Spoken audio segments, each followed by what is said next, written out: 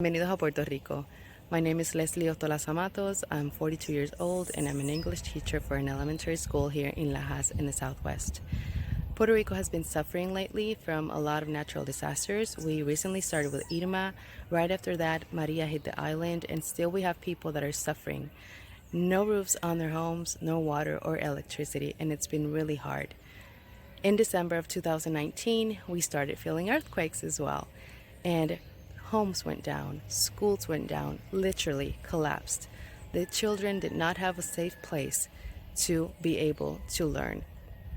So, where I work with at Escuela Elemental Urbana Nueva, in this elementary school, we have also the Montessori Program. These assistants were able to gather themselves together and impact the refuge there, bringing some kind of teaching and activities to the children there that had no homes at the time. My colleague and I heard about it. We went there to take our children. I have 3 of my own, so they would be able to have some kind of routine during the day. They loved it, but my teenagers and other teenagers that went there taking their siblings while mom and dad worked were not impacted at all. So we saw that, and we saw the urge to unite our community. We gathered all of them. We went to a nearby park in Lajas, a children's park, and they even decided the days and the times they wanted to come together. We were able to lift a school without walls, as we call it, or Biblioteca Solidaria.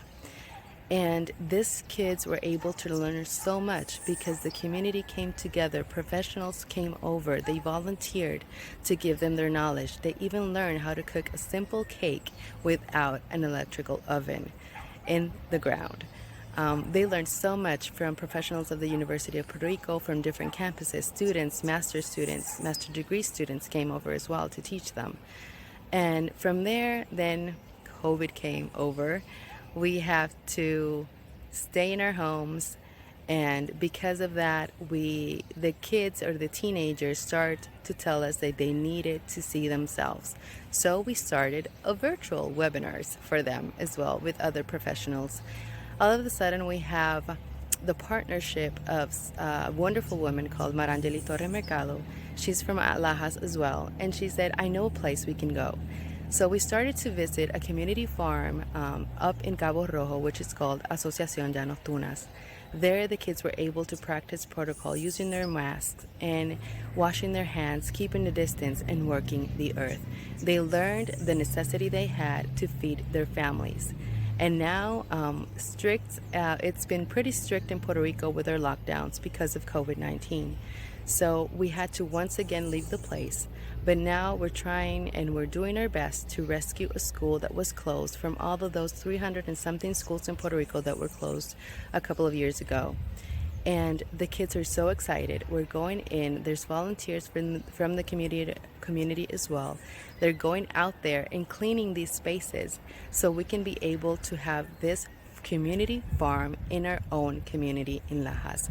And we're so proud of them, but we really want to thank everybody that has come up together to be able to make this possible. I want to thank again to Ms. Carla Gonzalez Cobos, Jennifer Saiz, and Marangeli Torres Mercado, with all the other professionals that are able to give their knowledge to all of our teenagers and to keep this running and going. Right now we have online classes, and soon we'll be back in an open space that they will work on a community farm and a lot of other things like programming and engineering and marine biology and other things that we have because of the place we live. We're so grateful for the people that have come together to make this possible.